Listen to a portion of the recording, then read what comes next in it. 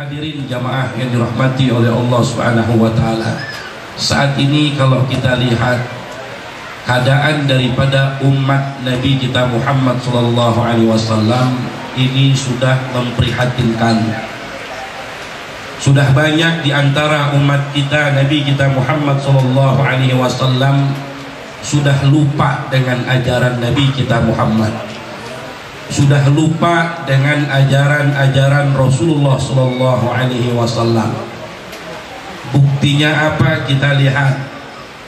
Ya, kita lihat saat ini musibah berturut-turut, musibah tidak henti-hentinya Allah berikan kepada kita. Ini salah satu asbab banyaknya lalainya kita kepada Allah. Banyak umat Nabi Muhammad yang lupa kepada ajaran Rasulullah sallallahu alaihi wasallam. Makanya Rasulullah sallallahu alaihi wasallam beliau pernah bersabda, arba'un khisalin man kunna fihi kamula islamu.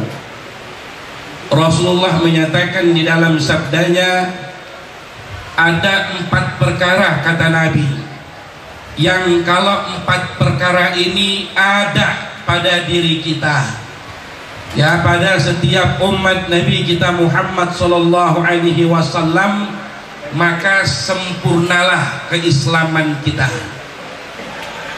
Tidak cukup sempurna keislaman kita, kata Rasulullah, walau kana min qarnihi ila gadami khataya.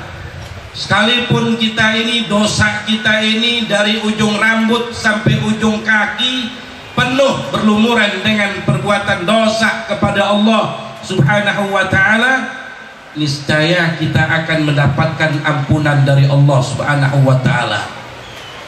Apa 4 karakter itu? 4 karakter ini yang dikatakan oleh Rasulullah yang harus kita miliki bagi kita umat Nabi kita Muhammad sallallahu alaihi wasallam. Yang pertama adalah asidku, sifat sidik. Ini gampang kita ngucapin, berat pengamalannya. Jujur cuma 5 huruf, cuma beratnya, repotnya luar biasa. Jujur ini tingkatan yang paling tinggi. Kalau ulama ingin jadi tingkatan wali, paling tinggi derajatnya adalah asidik. Ini kalau kita jujur di dalam kehidupan kita dari segala masalah kecil apapun, dengan jujurnya kita Allah akan angkat derajat kita. Coba kita lihat Nabi kita Muhammad sallallahu alaihi wasallam. Sampai Khadijah itu mengirimkan mata-mata untuk mematai Nabi kita Muhammad dagang. Caranya bagaimana Rasulullah dagang? Jujurnya luar biasa. Barang yang jelek Rasulullah katakan jelek, yang ada cacatnya Rasulullah bilang itu barang ada cacat. Ya, jujur mahal. Makanya orang jujur nggak kaya. Orang jujur kagak ada yang kaya. Ya, pejabat coba jujur aja dah. Ya, dia jujur jadi pejabat umpamanya, ya, disogok dan lain sebagainya, tetap dia mempertahankan kejujurannya. Pahit rasanya, bisa-bisa kita nggak naik jabatan puluhan tahun. Bahkan apa? Kita bisa dipecat dari kantor kita lantaran jujurnya kita. Tapi dengan jujur kita pertahankan, sekalipun pangkat kita, jabatan kita nggak naik-naik, untuk mempertahankan kejujuran kita, disitulah baru kita akan merasakan manisnya iman. Umat Nabi kita Muhammad sallallahu alaihi wasallam ini sudah kurang, sudah merasa kehilangan yang namanya sifat haya, sifat malu, rasa malu daripada umat Nabi Muhammad. Ini di akhir-akhir zaman saat ini sudah tidak ada lagi. Manusia umat Nabi Muhammad kita sudah nggak takut lagi, nggak malu lagi kepada Allah, nggak malu lagi kepada Nabi kita Muhammad sallallahu alaihi wasallam. Kita nggak takut lagi maksiat terang-terangan kepada Allah, maksiat kepada Nabi kita Muhammad sallallahu alaihi wasallam. Buktinya apa? Kita lihat kemarin tahun baru sebulan kita ditinggalkan. Pas malam tahun baru itu kita berada di rebu terakhir di bulan Safar, atau kita sebut rebu kasam. yang Allah turunkan 300.000 balaknya Allah pada malam hari itu. Padahal ulama-ulama sudah mengajarkan, ulama-ulama sudah mengarahkan agar umat Islam tidak memeriahkan daripada tahun baru Masehi. Umat Islam diajarkan untuk zikir, untuk tafakur, duduk di atas sejadah kita menangis, meneteskan air mata kita. Sekian puluh tahun kita hidup di dunia, amal kebaikan apa yang kita kerjakan kepada Allah Subhanahu wa taala. Tapi kita lihat malam tahun baru di Rebu Kasam, Rebu terakhir bulan Safar, umat Islam hampir seluruh Indonesia mereka memperingati, mereka memeriahkan tahun baru yang tidak ada hubungannya dengan kita umat Islam. Ini adalah hubungannya dengan orang-orang Yahudi wan Nasara yang memeriahkan justru umat Nabi kita Muhammad sallallahu alaihi wasallam. Ini makanya balasannya lihat, banjir nggak berhenti-berhenti, gempa, gunung meletus, penyakit merajalela dan lain sebagainya. Ini baru sekarang dioper musibahnya oleh Allah Subhanahu wa taala lantaran di tahun baru kemarin umat Nabi Muhammad lupa dengan Allah, lupa dengan Nabi kita Muhammad sallallahu alaihi wasallam. Mereka lalai kepada Allah, mereka meriahkan daripada tahun baru orang-orang Yahudi wan Nasara. Mereka orang-orang Yahudi wan Nasara duduk enak di villa, melihat umat Islam lagi pada joget, umat Islam lagi pada dangdutan di HI, lagi pada dangdutan di Ancol dan lain sebagainya. Dia enak-enakan di rumah, di villa-villa, dia tontonin kita. Ini sampai Allah mengatakan dalam Al-Quran, walan tardo ankal yahud walan nasara hatta tattabi'a millatahum. Mereka susah untuk memurtadkan kita, untuk mengajak kita menyembah atau mengikuti agama mereka. Tapi yang dirusak oleh mereka adalah millatahum, kemudian kebudayaan kita dirusak oleh mereka. Sampai umat Islam kita lihat di bulan Muharram, tahun baru Islam, masjid-masjid pada mati lampu, masjid-masjid gelap, majlis-majlis taklim tidak ada yang meriahkan. Tapi giran tahun baru Masehi luar biasa, umat Islam semua keluar untuk memeriahkan. Yang anehnya lagi apa? Ada Pak Haji, kalau bulan Maulid kita pasang petasan, dia sering ngomong mubazir pakai petasan, bid'ah. Giran kemarin tahun baru Islam, tahun baru Masehi, dia berani ngeluarin 3 juta buat anak-anak pasang petasan tar jam 12 malam. Giran kita pasang petasan asrokol, yang tujuan kita masang petasan untuk menyambut rasa syukur kita dengan lahirnya baginda Nabi Muhammad. Mereka katakan mubazir, mereka katakan bid'ah. Di saat tahun baru kemarin dia modalin anak-anak untuk menyambut tahun baru Yahudi wan Nasara. Ini ya, umat Islam udah haya, rasa malunya sudah hilang, baik kepada Allah maupun kepada Nabi kita Muhammad sallallahu alaihi wasallam. Pada Rasulullah pernah mengatakan, la tusawwidul wajhi bi sayyiati amalikum. Jangan engkau coreng aku punya wajah, kata Nabi. Dengan apa kita coreng? Bi sayyiati amalikum, dengan kejelekan-kejelekan amal perbuatan yang kita lakukan. Ini sama dan kita mencoreng wajahnya Nabi kita Muhammad sallallahu alaihi wasallam. Yang ketiga kata Nabi adalah syukur. Umat Islam ini sudah banyak lupa atas nikmat yang Allah berikan kepadanya. Umat Islam sudah nggak jauh dari bersyukur kepada Allah. Ya, kita lihat ya, yang namanya syukur ini, kata ya seorang ulama mengatakan bahwa yang namanya syukur itu kita nggak cukup melihat kenikmatannya yang Allah berikan, yang kita rasakan saat ini. Kita nggak pernah melihat yang memberikan nikmat kepada kita. Mobil kita dapatkan, rumah yang luar biasa besarnya, istri yang cantik. Kita hanya melihat mobil kita mewah, rumah kita mewah, istri kita cantik. Tapi kita nggak pernah berpikir siapa yang memberikan nikmat kepada kita. Kalau kita sering bersyukur kepada Allah, makanya sholat kata Nabi, sholat yang kita diperintahkan oleh Allah ini merupakan wujud syukur kita kepada Allah. Makanya kalau sholat kita hayati dari mulai takbir sampai salam, nggak keluar daripada kehidupan kita, ajaran Nabi kita Muhammad SAW. Makanya di saat kita rukuk saja, di saat kita rukuk kata ulama, Ya, itu menunjukkan rukuknya kita. Kalau kita sedang rukuk, kita akan disunnahkan untuk melihat kedua kaki kita, atau kita melihat, sebagian ulama melihat tempat sujud kita. Ini menunjukkan kalau urusan dunia jangan kita melihat ke atas, tapi lihatlah ke bawah. Ini makna rukuk kita. Ya, kalau kita urusan dunia melihat ke atas, nggak pernah akan bersyukur kita kepada Allah. Tetangga kita punya motor baru, kita kepengen punya motor baru. Tapi kalau kita sudah punya motor, kita bersyukur, alhamdulillah, tetangga saya masih naik sepeda, Anda udah punya motor, walaupun motor tua. Ya, lihatnya ke bawah. Ya, ketika kalau melihat urusan dunia, lihatnya ke atas, kita akan menjadi orang yang tidak pernah bersyukur kepada Allah. Lihat Nabi Allah Ayub alaihissalam, hamba Allah yang syukurnya luar biasa. Ya, dia punya binatang ternak, Nabi Allah Ayub ribuan. Ya, punya sapi berpasang-pasang ribuan, kambing berpasang-pasang ribuan. Ya, sampai iblis ini iseng kepada Nabi Allah Ayub alaihissalam. Iblis ini pengen nguji, ya, rasa syukurnya Nabi Ayub kepada Allah Subhanahu wa taala. Sampai iblis mengatakan, "Ya Rabb, izinkan aku untuk menggoda atau menguji kekasihmu Ayub, ya Rabb, izinkan aku." Kata Allah apa? "Wahai iblis, engkau silakan mengganggu, engkau ingin menguji kekasihku Ayub, silahkan. Tapi satu yang aku minta, jangan kau rusak Nabi Allah Ayub akalnya. Engkau mau kasih ujian apapun, silahkan," kata Allah. Ya, diuji Nabi Allah Ayub, binatang ternak yang ribuan mati. Datang iblis, "Wahai Ayub, binatang ternak kamu meninggal semua, mati semua. Bahkan orang-orang yang merawat binatang kamu mati semuanya.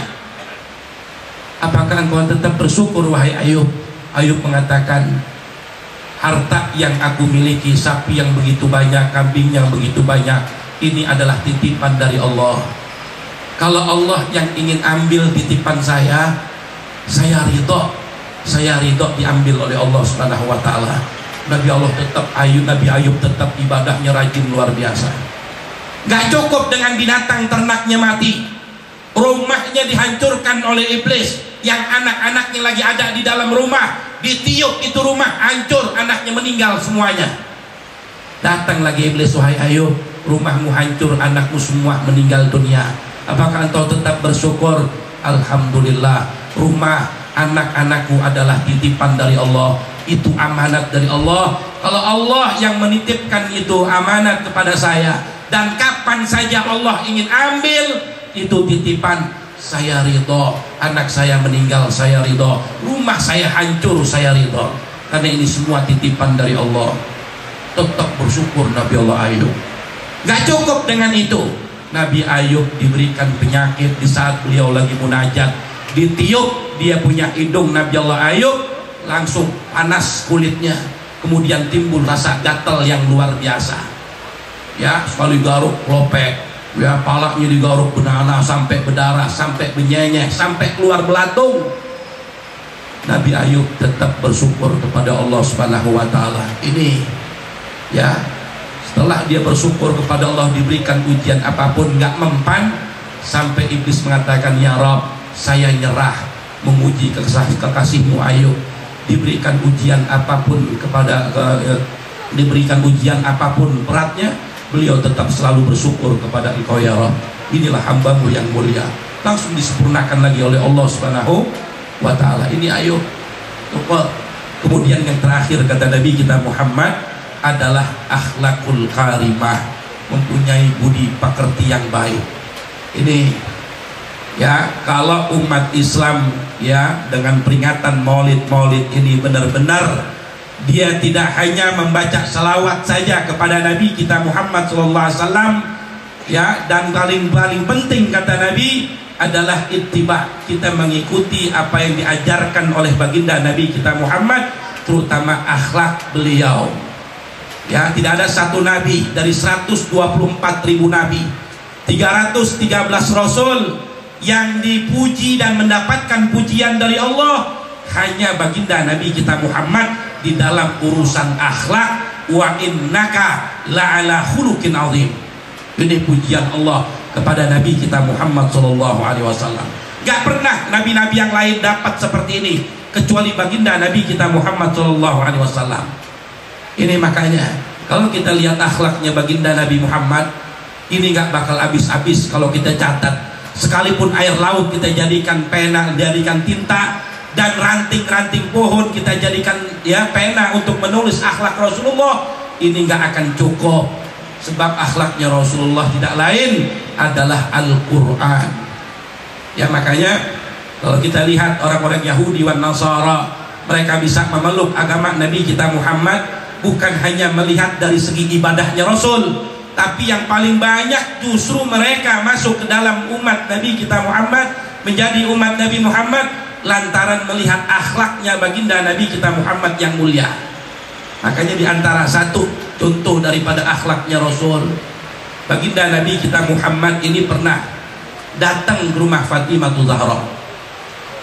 Ya, ketika Nabi kita Muhammad sedang muzakarah dengan para sahabat di satu masjid, datang pengemis tua kepada Nabi yang mengatakan, "Ya Rasulullah, saya minta sedekah dari engkau ya Muhammad." Apa jawab Nabi?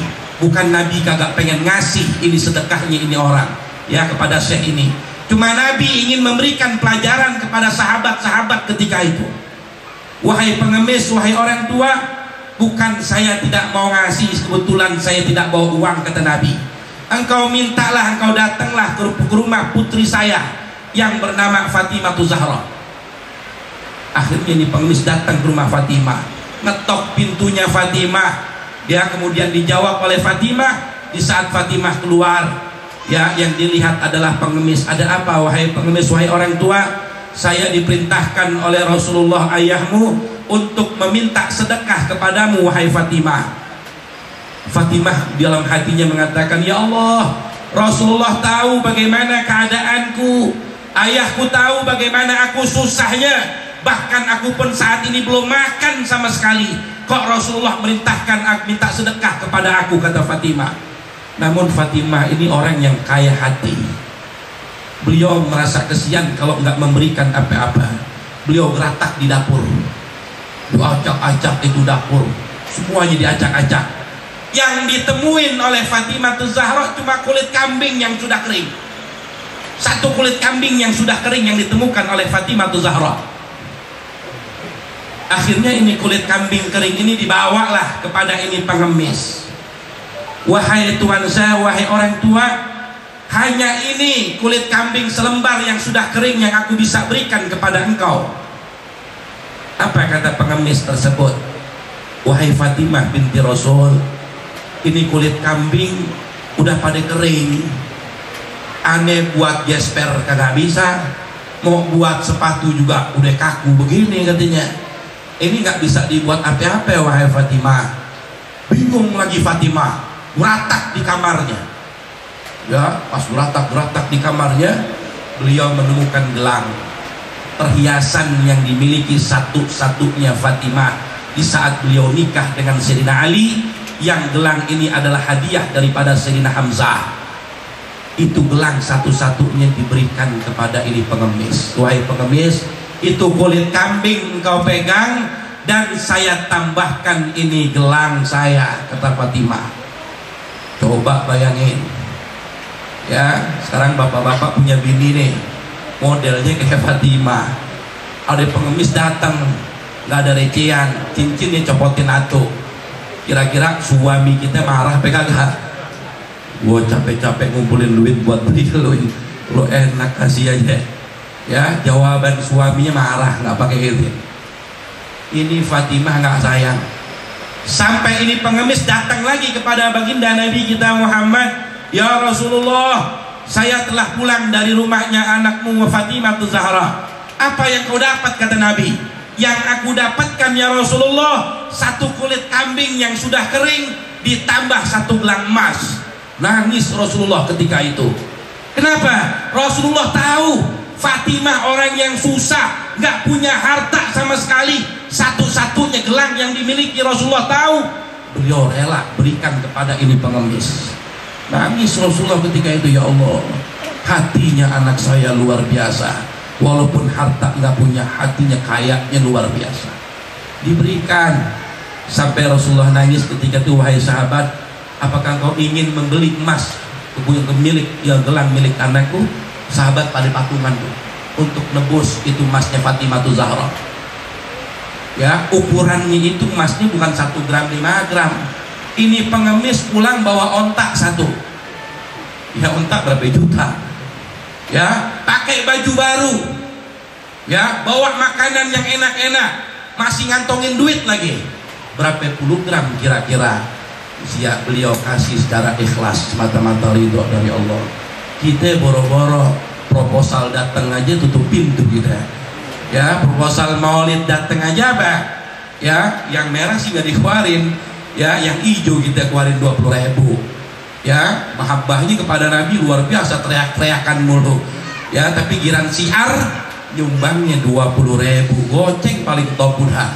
Ya, naudzubillah. Nah, ini kita lihat contoh Fatimah Zahra. Beliau orang susah, beliau nggak punya harta, sering kelaparan, nggak makan Nabi kita Fatimah Zahra. Tapi yang namanya hati beliau kaya. Sampai Rasulullah mengatakan, wahai sahabatku, kalau engkau ingin mencontoh rumah tangga yang diridhoi oleh Allah, contohlah Sayyidina Ali dan Fatimah Zahra.